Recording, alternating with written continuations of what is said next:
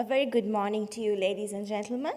We warmly welcome you to the second day of the Colombo International Maritime and Logistics Conference.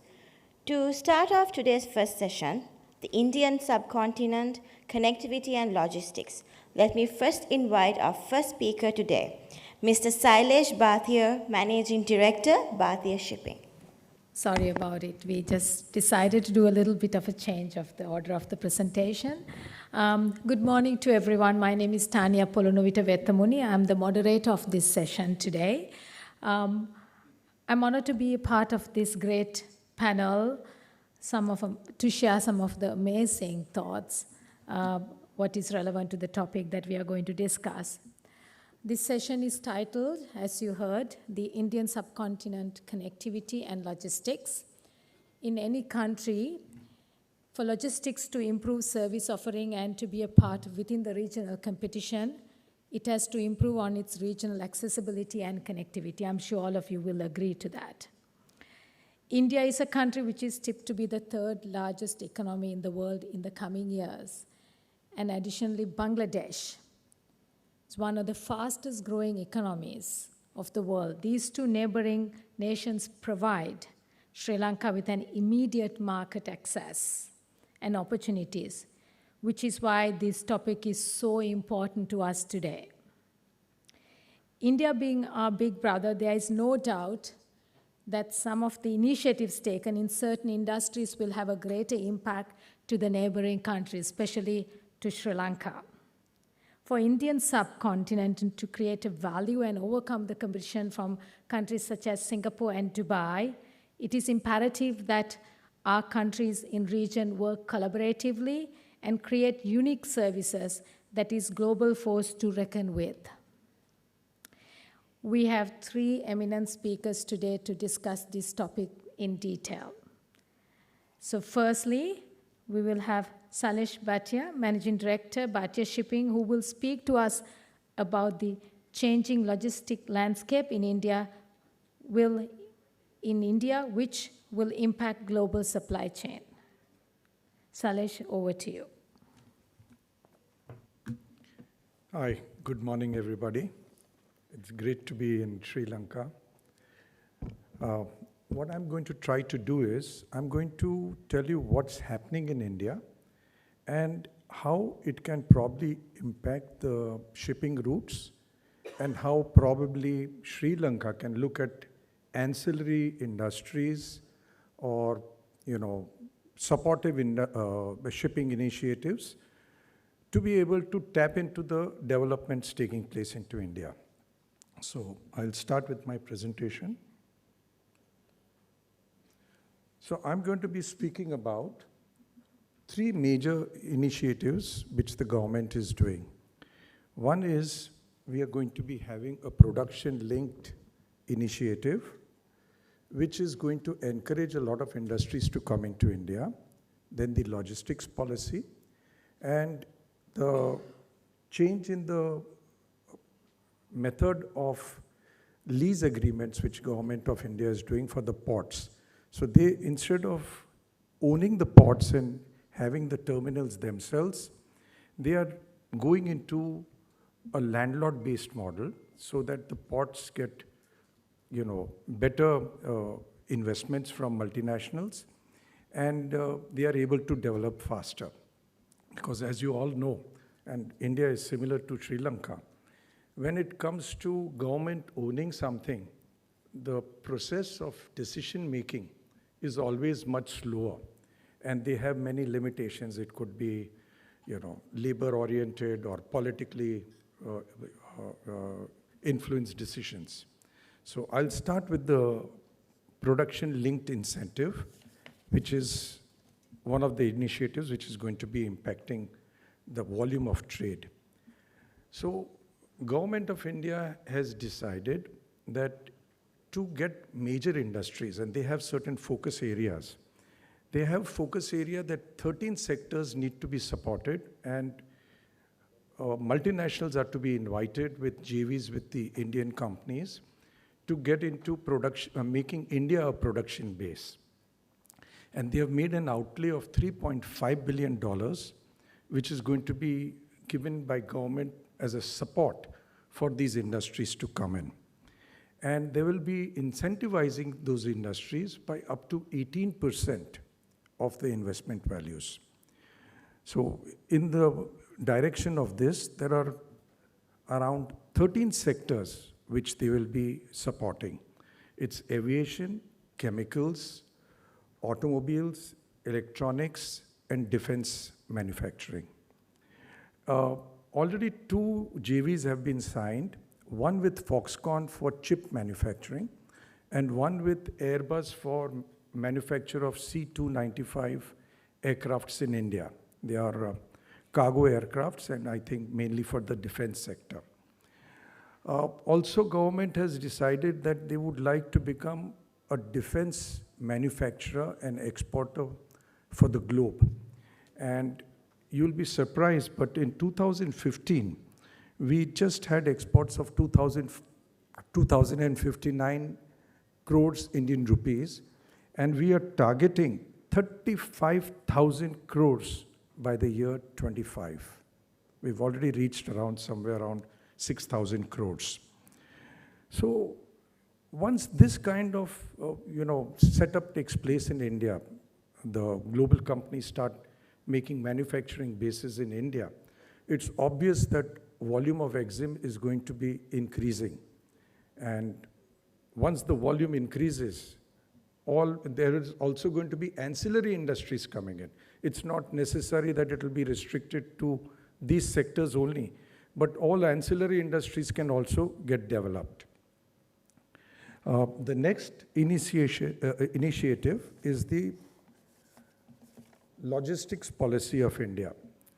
So to have this kind of increase in volume, the government felt that logistics is a major sector which needs to be worked upon. Currently, as per the data available with the government, the cost of logistics in India is around 13 to 14%. And they are targeting to make it 8 to 9%. Honestly, I don't agree with this 13 to 14% data which is in the public domain.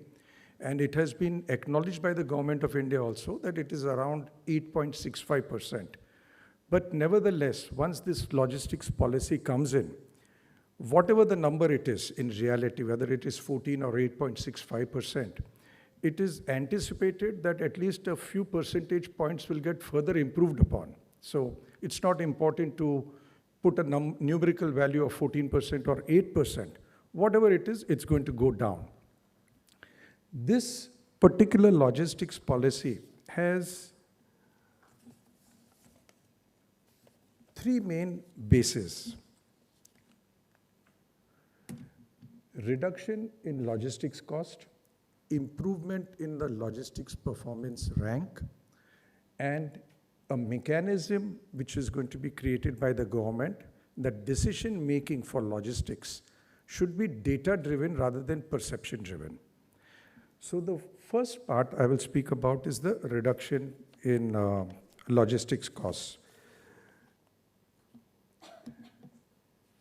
This is the strategy which the government is going to be adopting. I'm sorry, I'll have to keep turning around because I have not got it on my handwritten notes. The first is improve the transportation by a modal mix. I have an eyesight problem. So it's okay. Yeah, it would be better. Yeah. So these are the 6 major targets and the strategy with which the logistics policy is going to be concentrating upon. The first is a modal mix for transportation. India being a huge country, we have various modes of transport. Sri Lanka would have a different story, but I'm going to be speaking about India, and y'all can pick up cues from this as to what is appropriate for your country. So India being big, we have coastal shipping, we have rail, we have road haulage, and we have inland waterways. what the government feels is that if we do a proper mix of all these modes of transport, this is going to be helping us to reduce the cost. Second is improve warehousing. So there are a lot of supply chain issues which India face because of being a large country. So they feel that improving warehousing will improve the cost of logistics because distribution and supply chains can be built around common warehouses. And these are also going to be multimodal logistics parks where different modes of transport can congregate so that the efficiencies come in. Then is inventory management. The Government of India feels that inventory management costs will also reduce logistics costs. In India, logistics cost is not only the actual transportation costs, but inventory costs is also built into the logistics costs. So improving inventory management is also going to help reduce the logistics cost. Improve efficiency in regulatory matters. Again, India being big, the regulatory decision making sometimes is slow, and to help that the decision making improves, there are other initiatives which I'll speak about later on. They felt that if we improve the regulatory issues, again, it can add to reduction in logistics costs. Then I spoke about the data-driven decisions. So instead of perception-based, there is going to be a mechanism. Again, in the next slide, I'll speak a little bit more about it. Decisions are taken based on data, concrete data. And logistics human resources. Because as you know, I don't know what's it in Sri Lanka, but in India, logistics is not a profession by choice. It was always going to be a profession which one gets into because you have a relative in this logistics sector, or probably you didn't achieve your dreams of becoming an engineer or a doctor, and you felt, okay, logistics is somewhere where everybody can get into more easily because the educational qualifications are lesser. So that also creates a cost because then you are learning at your workplace, and the costs of errors and omissions or not being efficient is built into your price. So the government feels that formalizing this sector and adding logistics as a education subject is going to improve the cost, the quality of the manpower coming in this industry. These are the digital initiatives which the government has thought about, which is going to be in reducing our logistics costs. One is PM Gati Shakti, second is E-Log, then is ULIP, and a national logistics portal. So what is PM Gati Shakti? PM Gati Shakti is an integrated portal of more than 17 ministries which come on a single digital platform. India being big, there is always a gap between decision making, macro planning, and micro execution. So to get everybody on a common platform, the government has decided to make a PM Gati Shakti platform. This is going to be integrating these 17 ministries on a single platform to create a visibility of the planning and its execution, and have the data which is required for creating your infrastructure projects. I missed out telling you, this is mainly for infrastructure projects, it's execution. So in roads or in port-based infrastructure projects, normally what happens is there is a land acquisition, there are various ministries involved to help start that project, and gaps in communication or gaps in data availability implements in delays in execution of the project and obstacles coming up suddenly which were not known at the time of macro planning. So when all these government ministries come on a single platform, the data available in the individual industries which were previously in silos get transparently known by all stakeholders so that the execution becomes faster and there is no cost and time overruns. Next is e-log. Again, it's an initiative of the government to take on a common platform the ministries with the trade associations. So generally what happens in execution of projects or in day-to-day business, when you are facing a problem, you go to various ministries individually. You address your problem. And it's all off the record. It's communications by emails or by letters or by personal visits. And it normally sometimes just goes into a loop because that particular subject is also associated with another ministry. So you have gone to the Civil Aviation Ministry, but there is a certain subject which involves the Finance Ministry or some other ministry. So this portal, what they have tried to achieve is get all these ministries on a common platform. The trade associations can put up their difficulties on the platform, and all ministries see it, and all have to work in coordination to resolve that problem in a time-bound manner. Next is Unified Logistics Interface Platform. So another issue in India, being a big country, data visibility is not there. You're not able to see your transactions very clearly and with ease.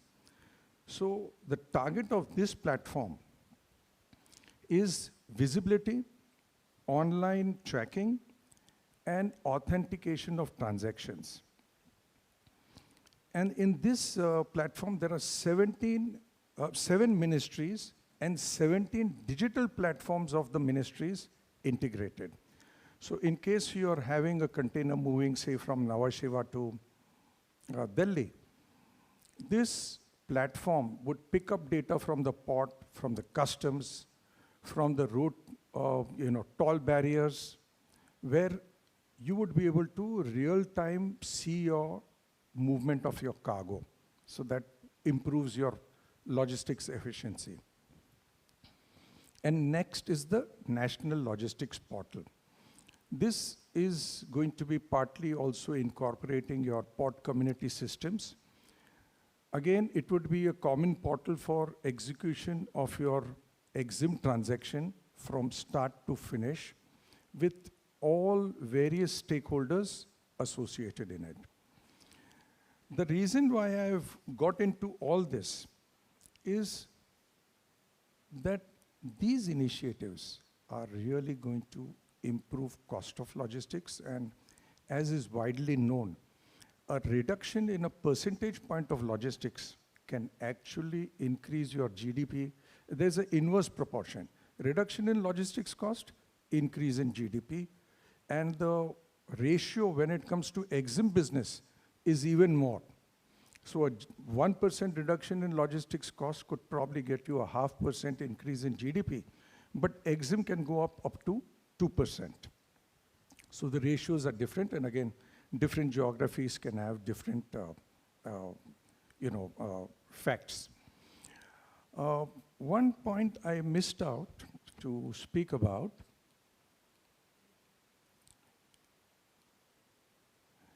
is the adoption of the landlord-based model, which I spoke about earlier, that the government is going to not get into the business of execution at the various ports and terminals. They are not going to own it. They are going to give it off as a landlord model. And they have done one more thing in this. They are going to be starting 2 new greenfield ports, one on the east coast and one on the west coast. Collectively, this whole thing is going to result in an absolute increase in volume. That means in future, we would have larger direct calls of larger ships instead of having the cargo to be transshipped at a third country port. So this becomes very relevant for Sri Lanka, because now you all need to see how you all can be collaborative and work along with what is happening, the changes in India. So with this, I would like to thank you for your patient hearing. I hope I've given you some overall ideas of what's happening in India. And now it's on over to you people as professionals in the industry to see how you are going to be collaboratively working so that you all also achieve the benefits of what India is going to be going ahead to. Thank you.